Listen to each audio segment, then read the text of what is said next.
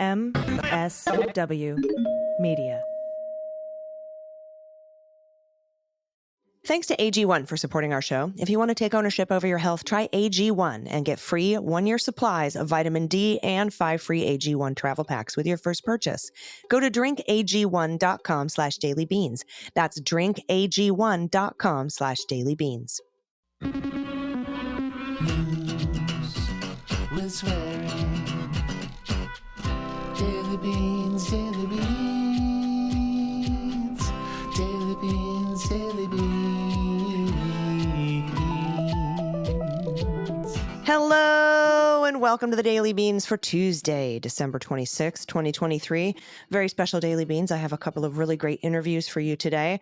First up will be Phil Williams, and that will be followed by Amy McGrath. Both incredible interviews. I hope you enjoy both of them. Hey, everybody. I am really excited today to speak with investigative journalist at WTVF, News Channel 5 in Nashville. He's been at it for 25 years. You might have seen him mentioned on the John Oliver show. He's been talked about recently in The Guardian. They've talked about him on MSNBC.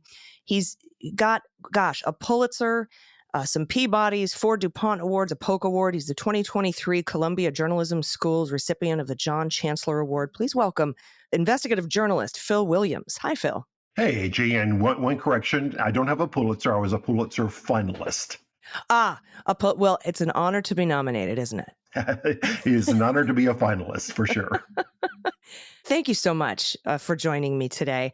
As I said in the intro, you have a long career in journalism, particularly investigative journalism. And I wanted to ask you, what prompted you to get into this business? Well, and actually, I've been in the business for almost, 35 years, if you look at everything I've done. But, I am a lot like a lot of journalists of my age. I am a child of Watergate. I was just enamored with what happened with Watergate. I also was the kind of nerdy kid that grew up reading Jack Anderson, the merry-go-round columns. And so people from my hometown in a small town in Tennessee will tell you they always knew I was going to be an investigative reporter. That's such a coincidence. It was Watergate that got me interested in the Mueller investigation. I remember watching an MSNBC documentary called All the President's Men Revisited. And they were showing it, I guess, to kind of show the parallels between Watergate and what was going on with President Donald Trump at the time. And I was like, this has some historical significance. And I was like, I should probably start a podcast about this Mueller fellow. And so that's sort of what kicked it all off. I'm very fascinated by Watergate as well. So let's talk about some of the investigative reporting that's kind of launched you into the national spotlight, because I think it's so important what you're doing. And I wish we had a Phil Williams in every town and every city in the United States. Let's talk about the investigative reporting that you did on Franklin mayoral candidate Gabrielle Hansen. How did that start? Oh my goodness! She was the gift that kept giving. It began with someone saying, "Hey, you ought to pay attention. Something's not quite right with this candidate." And so, from the very beginning, I started with some of the images that she was posting on social media. She was very much of a MAGA candidate. And yet she was posting these photos of these very diverse groups of people and saying, these are my supporters. And no one seemed to recognize anyone who was in the photos. And in fact, the thing that got me started was someone said, I recognize that room where these women are posing. That's in Chicago. That is not in Tennessee. And so I used an AI image search program and was able to track down in one weekend several of the women in the photo. And they were like, Gabrielle who? They did not know her, did not remember her. And so she was lifting this image to claim a diverse group of supporters. And it just snowballed from there. There were questions about whether she and her husband really lived in Tennessee or really lived in Chicago. She was very much anti-LGBTQ, and yet we were able to surface a photo of her husband in a pride parade in Chicago, wearing nothing but a American flag Speedo. And then from there, she had claimed to have told police that she had a premonition about the Covenant School shooting that occurred in Nashville in March of this year. I got the body cam video from her interaction with a police officer. It never came up. And then at one candidate's forum, she showed up with a group of white supremacists. And I had investigated these characters before. In fact, 20 plus years ago, one of them had threatened to kill me. And so I just walked up, and it was like homecoming week with the guy who threatened to kill me, and asked him what he was up to. And he told me. And she refused to disavow this white supremacist neo-Nazi group. And so it was just one unbelievable twist after another. At the end of the campaign, there were certain hints of Christian nationalism.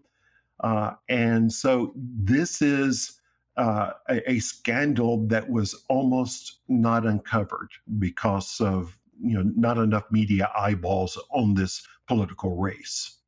Yeah, they sure do cover it a lot nationally. I mean, we heard a lot about Donald Trump fabricating supporters by photoshopping extra people into his rallies or saying that his inauguration was the biggest ever. We see that quite a bit. He also failed to disavow white supremacists when asked about the Proud Boys. He told everybody to stand back and stand by. Why do you think it is these MAGA candidates? I mean, I think I know the answer, but they seem to have to fabricate support, perhaps because it doesn't exist in real life. Yeah, it was interesting because this was a race for mayor in an affluent community in just south of Nashville, and this is typically a low voter turnout race, and so she actually had, probably before this scandal occurred, had a pretty good chance of being elected mayor, and I think because there was not a lot of natural energy behind the campaign, that there was this need to create energy that wasn't there. Hmm. And so I think in this case that's why she did it. I don't know if it's an exclusive province of MAGA candidates, but certainly it is a technique that we have seen plenty of times. Yeah, we sure have.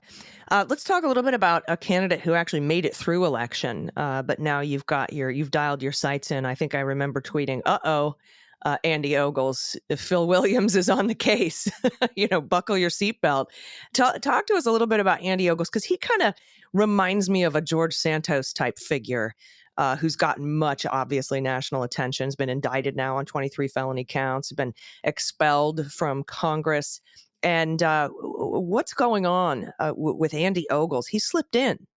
Yeah, and my interest in him came because of George Santos, because there was so much attention being paid to George Santos. And so I thought, well, let me look at our congressional delegation here in Tennessee and see if there was a George Santos that slipped through. And as I was going through various forums, it just jumped out at me that this guy sounds too good to be true, because over and over he would claim that he was a trained economist. He would claim that he is a trained law enforcement officer. He would claim that he was an expert in international sex crimes, and he just bragged over and over about a range of knowledge and skills that just was not natural. There was not a natural fit for the various skills he claimed. And so then I started digging. Okay, let's find out about this economist stuff. Well, it turned out he had posted on previous websites that he had degrees in international relations or political science. But then I started digging into his claims to be a trained enforcement officer. Turned out he was never a full-time police officer. He was a volunteer reserve deputy. But as part of that, he had submitted a resume that did not show any hints of being an economist. And then that led me to another place where he had applied for a job. And actually, as part of that job application, had submitted his college transcript. And that revealed that he had only taken one economics course in his entire college experience. That was a community college introduction to economics, and he got a C in it. So that was really not a whole lot of credentials to be a trained economist. So we just started unraveling his resume, just one claim after another. It reminds me of Sean Eckhart, the co-conspirator in the Nancy Kerrigan. I'm an expert in counterterrorism, international counterintelligence. No, you're not.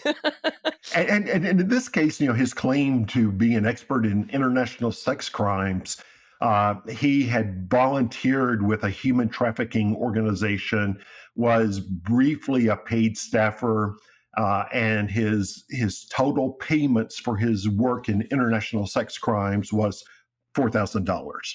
Okay, so big time. Yeah, big time. Yeah. Well, I appreciate you looking into that, and I hope you keep pulling the threads. I'm sure you will. Something else I've noticed that, something that's going on in Missouri, here in California, multiple states across the country, particularly with local school boards, is this school voucher programs but basically the privatization of the Department of Education. And that's something that you're focusing on right now. What brought that about? Well, that is an ongoing issue here in Tennessee. And over the past year, I have had a number of sources who have given me access to documents from inside these groups. And the agenda that some of these groups portray is not exactly the reality. For example, there are groups that claim to just support charter schools in Tennessee, and yet these documents I obtained indicate that they are working for full-out privatization of schools in the state. Vouchers for homeschooling, and so it's a classic example of what draws my attention as an investigative reporter, is where an interest group will claim one set of interests and they actually have ulterior motives.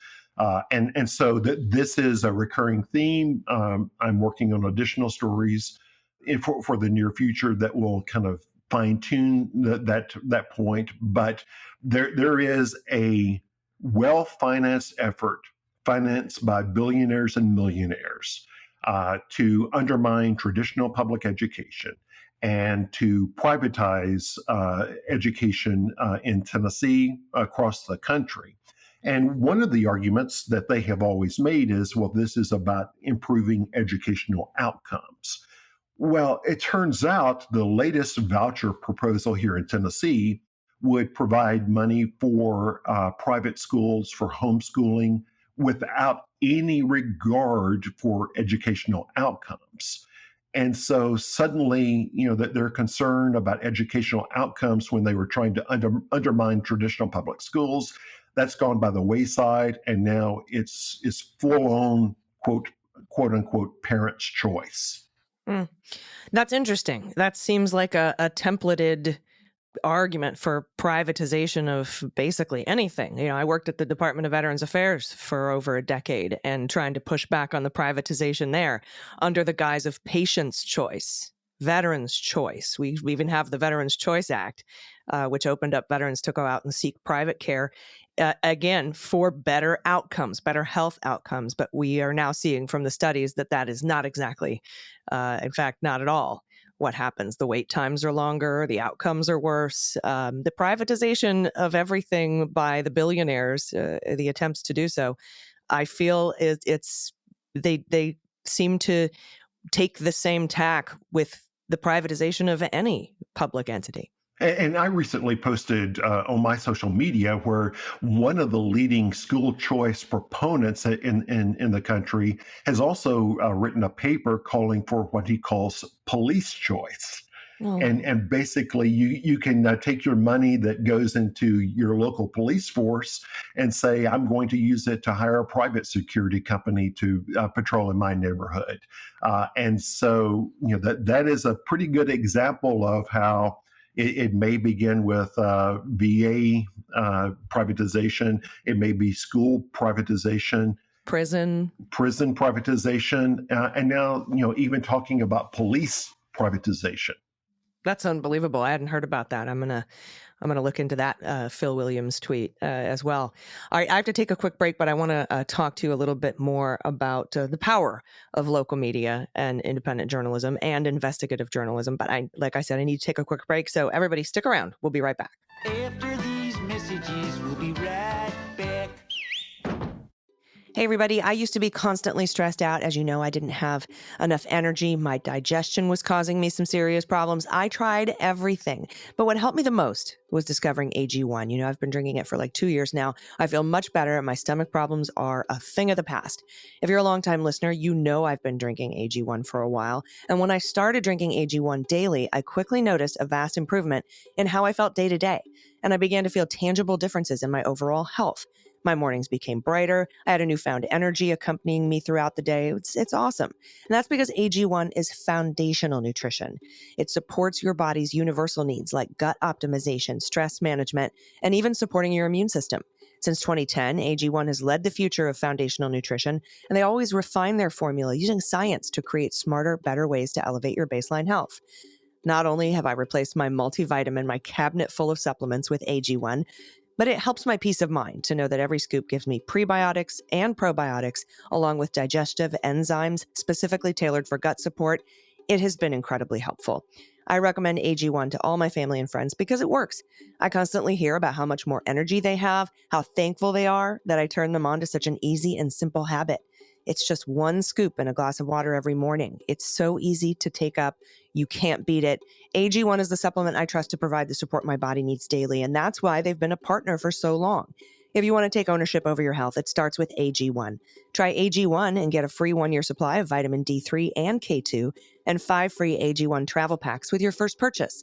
Go to drinkag1.com/dailybeans. That's drinkag1.com/dailybeans. Check it out. Everybody, welcome back. We are talking with investigative journalist Phil Williams from News Channel 5 in Nashville. And before the break, I hinted at the power of local media. I want you to tell me a little bit about, because, like I said, I wish we had a Phil Williams in every town, in every city, doing this work, shining light on facts, because as Jay Rosen says, it's the stakes, not the odds, right? And Christiane Amanpour, I believe, said we have to be truthful, not neutral. And that's really important, a really important concept, I think, for the free press. So talk a little bit about the power of local media and what you do. Why are we in the position where we are, where we just don't have as many local investigative journalists doing this kind of work and ending in things like George Santos happening? It really is the collapse of the business model for traditional journalism. For example, in the community, the county where Gabrielle Hansen was running for mayor of Franklin, in its heyday, my best estimate is there were 10 to 15 full-time reporters covering this community of 255,000 people. Today, being generous, there are 5, and some of those reporters are covering other communities as well. And so there are just not enough eyeballs on these communities. And for example, I think there's a good chance, as I mentioned, that Gabrielle Hansen could have been elected had someone not called and said, "Hey, put this on your radar."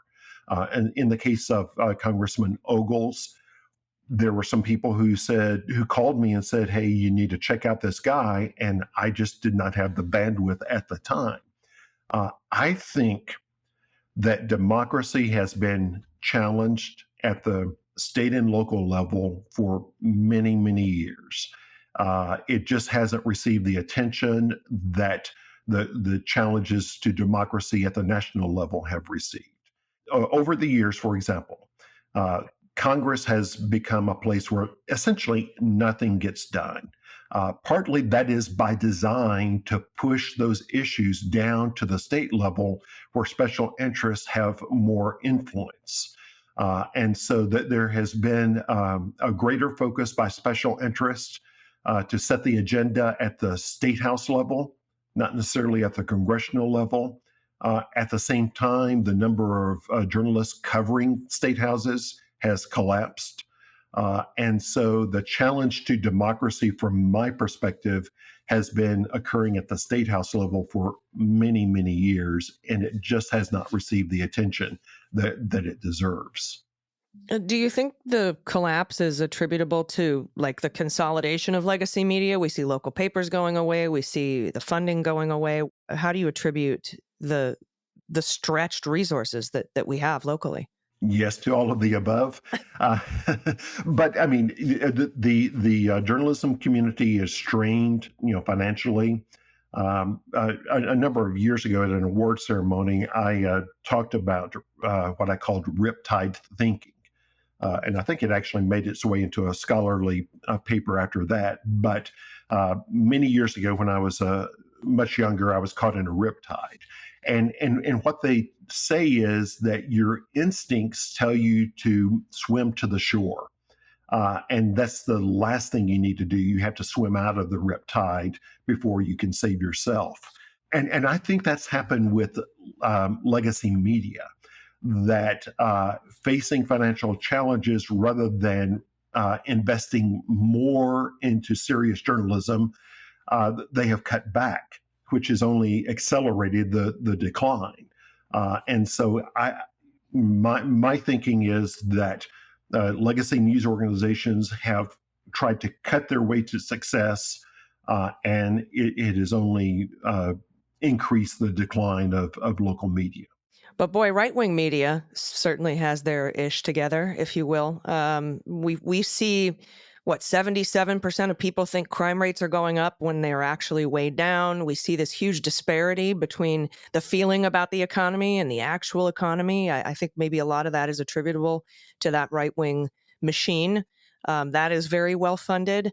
And there was, I guess, somebody who worked for the Trump administration. His name's Miles Taylor. He wrote a book called Blowback, and he brought in this economics analogy about kind of dissent or speaking truth to power.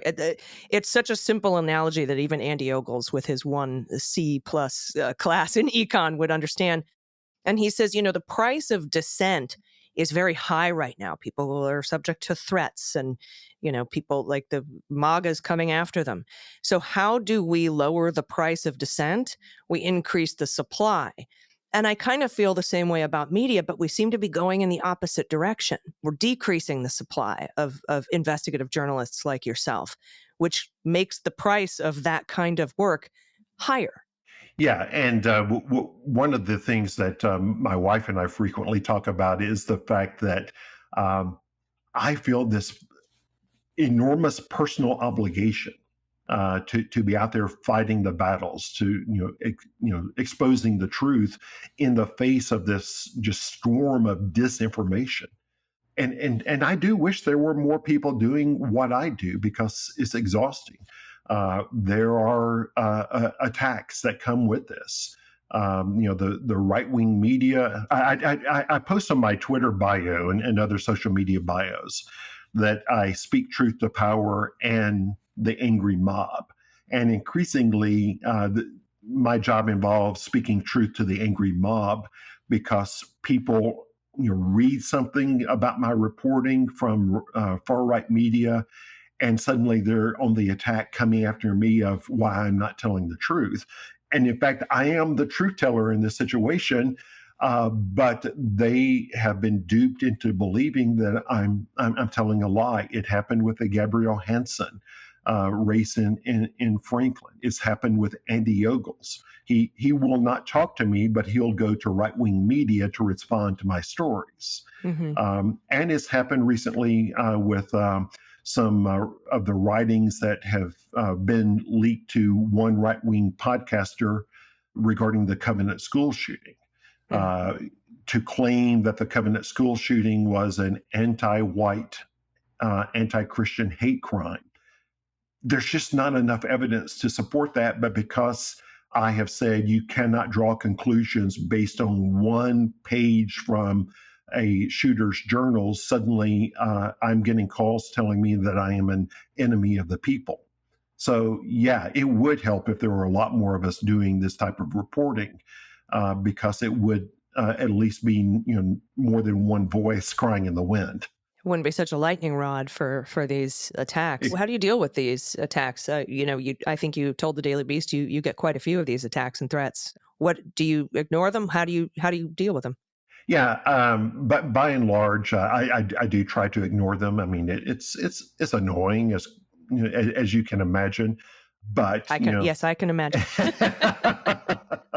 more than imagining, but it is annoying, and I just have to take periods and that I just tune it all out, put down the phone on the weekends, and just the thing I think I realized after the Gabrielle Hansen story in Franklin, Tennessee, there was such an outpouring of gratitude for my reporting.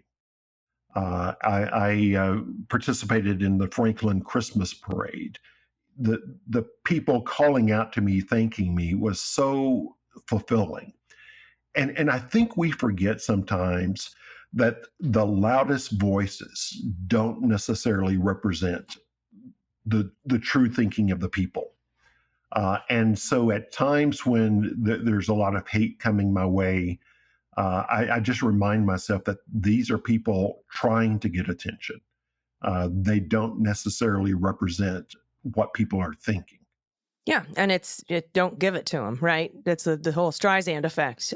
They are dying for you to engage with them, and the thing I found that upsets them the most is when you don't, and you just let your work. I've been following you for a while now. You let your work speak for itself, and people are truly grateful for it. And I think that you always come out on the right side that way. Yeah, and in the case of one of the white supremacist groups, that one of the few times I responded is that they posted something about my late wife, and that got some traction in traditional media. I was married to someone who was an alcoholic, who unfortunately, that disease cost her life, and I felt it was important in that case to say, listen, you may be trying to take a shot at me based on her struggle with her disease, but that is no reflection on me. And you can take all of those kind of shots you want, but I'm going to keep on doing what I do. And you can be as nasty as you want, but I'm not going to stop. Yeah, and I think telling those kinds of stories takes away their power to gaslight people about those things. So sometimes it is important to speak out in your own defense or in the defense of others from a personal point of view, because I think those lived experiences help other people feel like they're not alone, and therefore they can't be attacked or gaslit for the same reasons. And I think those who engage in such tactics are trying to run those of us who are truth tellers off of the field. Yes, 100%. And out of play. And the best message that I can send is I'm not going anywhere. Absolutely wonderful. And speaking of not going anywhere, I read something about, I think a reporter had asked you about when you're retiring, right? You've been at it for 25, 35 years, if you count everything. But you said it's hard to unplug from journalism. And this really resonated with me because this is, what I would be doing if I were retired. So, talk about like the thought of unplugging from journalism. Have you had that thought? And what goes through your mind when you think like, no, I can't do that? Yeah, absolutely. But part of my backstory is I almost went into the ministry before I decided to become a journalist, and so that there is some sense, a general sense that that this is my calling. I mean, this is from my years as a teenager when being exposed to Watergate. This is what I felt I could best do to make a difference in the world. And so, if you think of it as your calling, if you realize that you are, fairly unique, I'm certainly not the only one, but there are not enough of us out there doing this type of work, then it becomes difficult to think about walking away. Now, I mean, there will come a time when I maybe use my talents in another way. But I don't think that I will ever completely walk away from the field that we are engaged in. Journalism professor, I can see it. I can see it Oh no, now. no, that I have to be more hands-on than that. I understand. I completely understand, and I appreciate the work that you do. And I think perhaps that is the call to action, right? We need more voices. We need more investigative journalists. We need more money in local and state journalism. I think that's the call to action. Everybody grab a microphone. Start at it. And support local journalists, and I think the J school professors need to spend a lot of their energy talking about how we can bring in reinforcements to local media, and not just focus exclusively on national media. Yeah, and I think that will push the national media to do better, because everybody knows the first thing to go in a dictatorship is the free press, and so we got to keep marching on. Phil, I really appreciate your time today. I encourage everybody to follow you and find you and watch your investigative reporting, watch your interviews that you've done with some of these folks. There's a lot that can be learned from your interview style, the way you ask questions, your calm nature. You're just getting at the truth. Can you tell everybody where to find and follow you, please? Twitter and pretty much every social media. NC5 Phil Williams is what you need to search for. I appreciate that. Everybody, stick around. We'll be right back. Hey, everybody. I am honored today to be joined by retired Lieutenant Colonel from the Marine Corps, also a former candidate for U.S. House and U.S. Senate in Kentucky. You'll remember she ran against good old Mitch McConnell, and co-founder of Operation Saving Democracy. Please welcome Amy McGrath. Hey, it's great to be with you. It is so great to have you here today. I'm really, really excited to talk to you because I've had a kind of a string of folks on lately who are talking about how we need to put our differences aside and work together with independents and moderate Republicans to help save this republic. And that is kind of what actually, it's exactly what Operation Saving Democracy is about. You're a co-founder with Admiral Mike Smith. Can you talk a little bit about developing this, when this organization came into being and why? Sure. Well, we launched in September, and it's basically we're a super PAC in order to highlight the national security concern of a second Trump presidency. We are pro-democracy, and the reason behind this is a lot of Americans, they won't necessarily listen to political people, but they will listen to people who have been at the highest levels of national security, retired admirals, generals, ambassadors, that sort of thing, who really come from both sides of the aisle.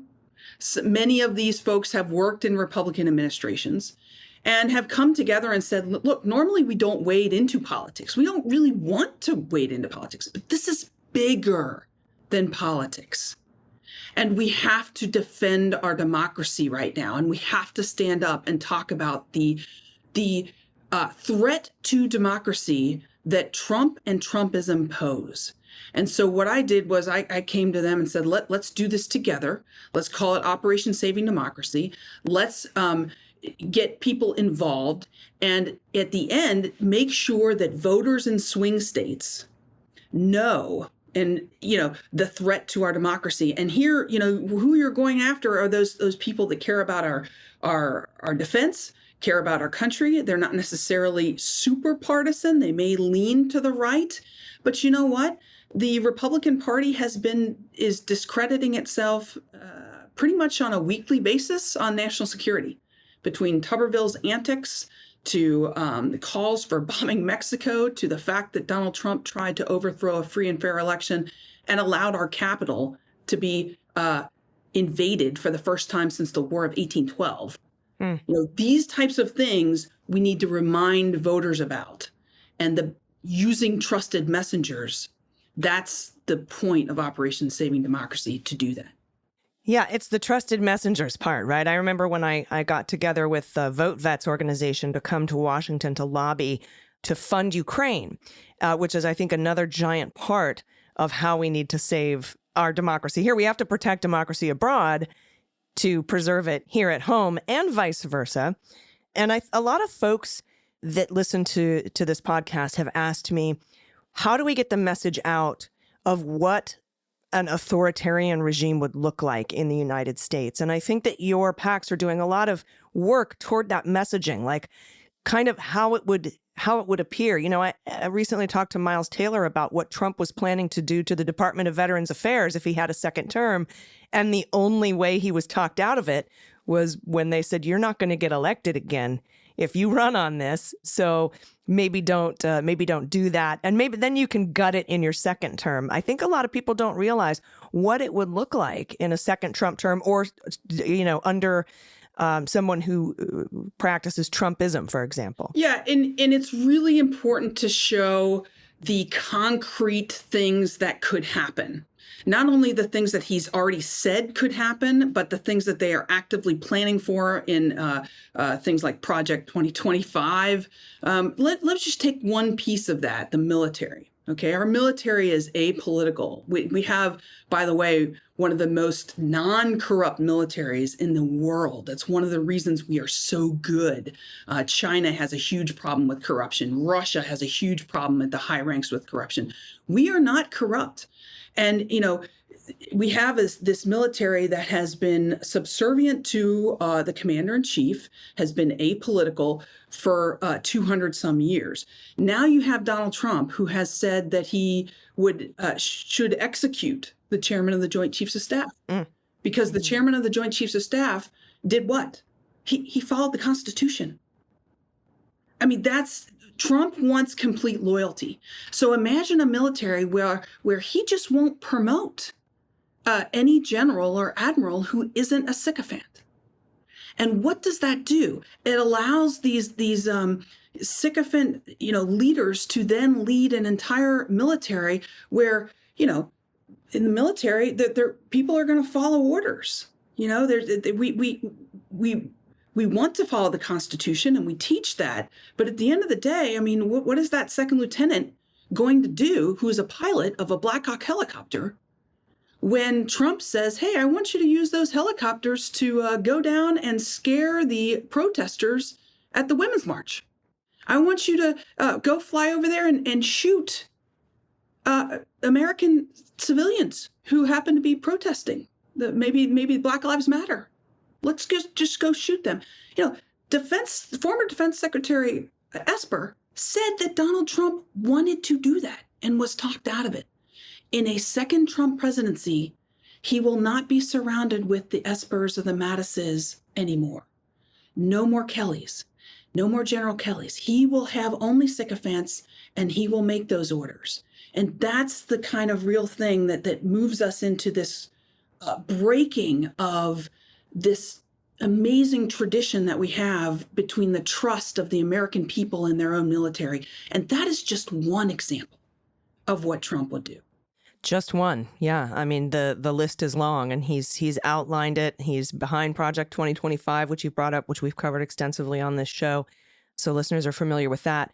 Let's talk a little bit about the mission of Operation Saving Democracy. We've got defend America's democracy, strengthen the U.S. as a democratic nation, defeat Trumpism at the ballot box, and amplify the voices of respected national security leaders. Let's talk a little bit about your work specifically to defeat Trumpism at the ballot box. There's been extensive work on that front and very successful work. Well, there's lots of ways to do it. And we there's lots of organizations that tackle different angles of this, right? There's organizations out there that want to go out and get out to vote. to get more people out to vote, and thereby thinking that, more Democratic votes will be out there and we can defeat them that way. There is not one right answer to this. One piece, in my mind, in the minds of many of these national security leaders and others, is that there's an opening right now to communicate to voters who have historically been Republican due to the Republican Party's traditional role as the party of national security, the party of veterans, the party of a strong defense. And these voters are not your normal Democratic Party voters, but you can have an independent expenditure set up to communicate to these voters in swing states, one run by this community of veterans and know how to speak to people that care about national security in this way. National security and pro-democracy is never the number one issue on people's minds when they do polling on president, but it's up there. It's up there. And there's a group of people where they really care about this stuff. And that's the target group. If you think about states like Georgia, North Carolina, Arizona, we're talking squeaking by a win here with like less than 1 or 2%. So if you look at 1 or 2% of voters who can be swayed by this issue, that's enough. And so you gotta go after every single angle. And what am I talking about? I'm talking about that gentleman who, they interviewed on TV, on CNN or whatever, a couple of months ago, who's a senior citizen. He has a Navy cap on, and he's up there at the Republican, talking to the Republican primary candidates in New Hampshire. He's a Republican.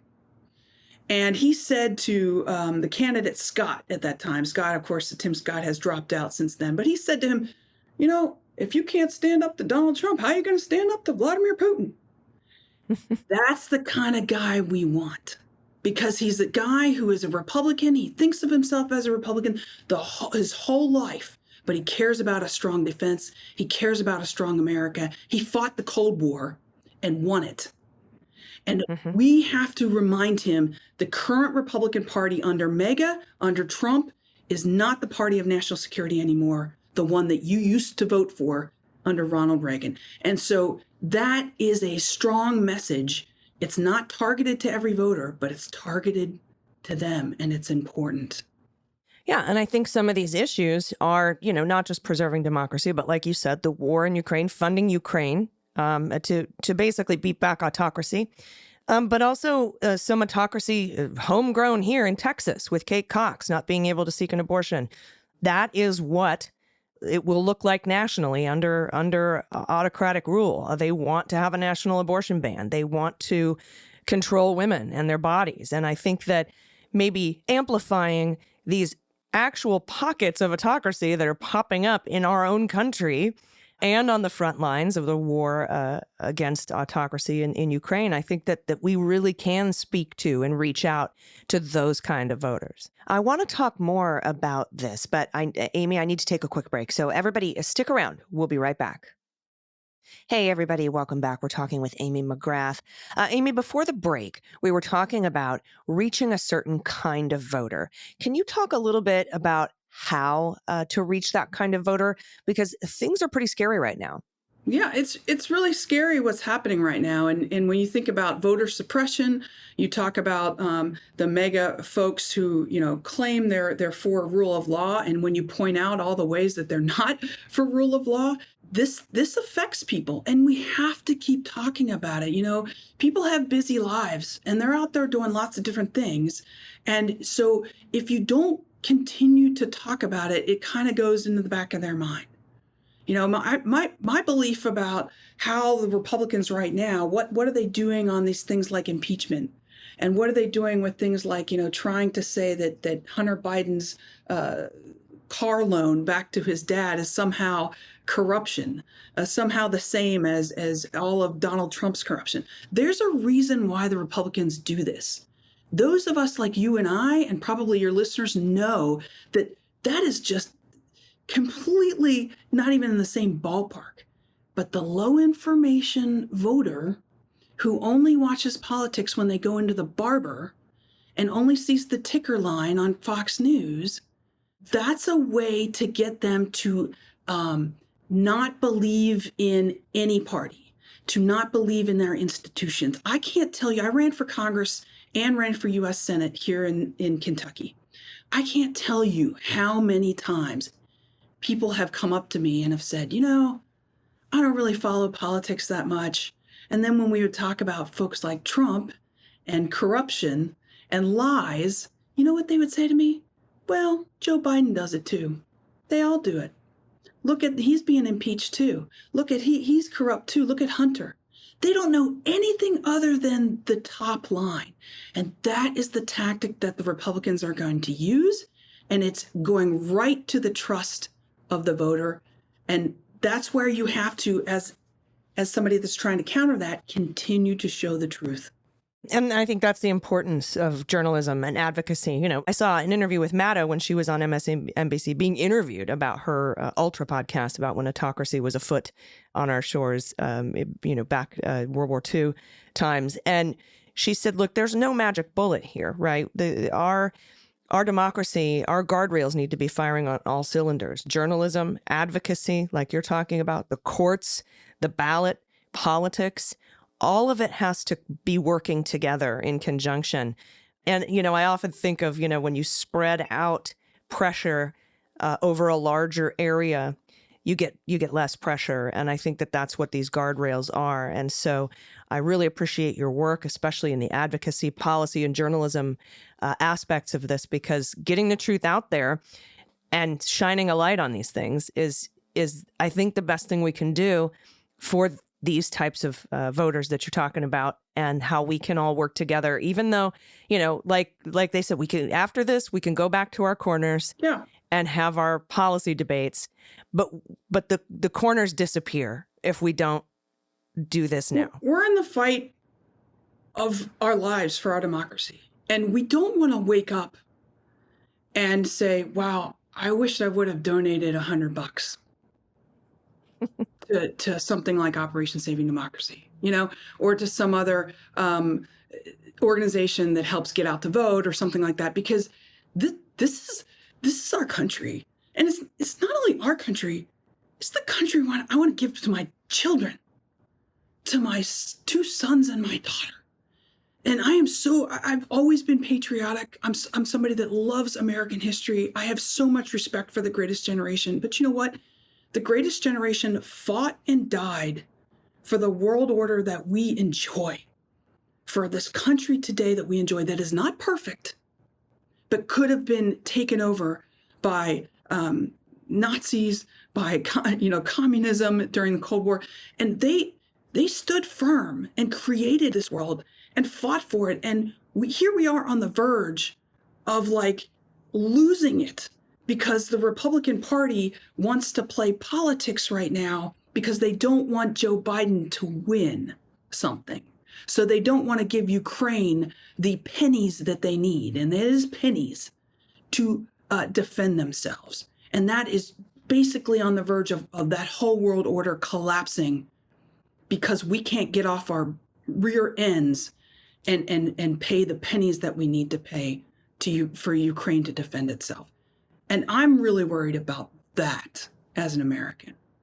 Yeah, blew my mind. I mean, it's less than 4% of our defense budget, and I'm sorry, I'll spend half the defense budget if we don't have to put boots on the ground. Why are we even having this discussion? It makes no sense to me. That's what we were advocating for when we went a couple of months ago, and here we are in the same position again, perhaps at the precipice because of Republicans, at abandoning our allies, which, going back to your national security argument, really pulls the rug out from under the United States as a reliable partner and a reliable ally. And it's shameful that we would do that, especially in light of what our previous generations have gone through to protect and preserve.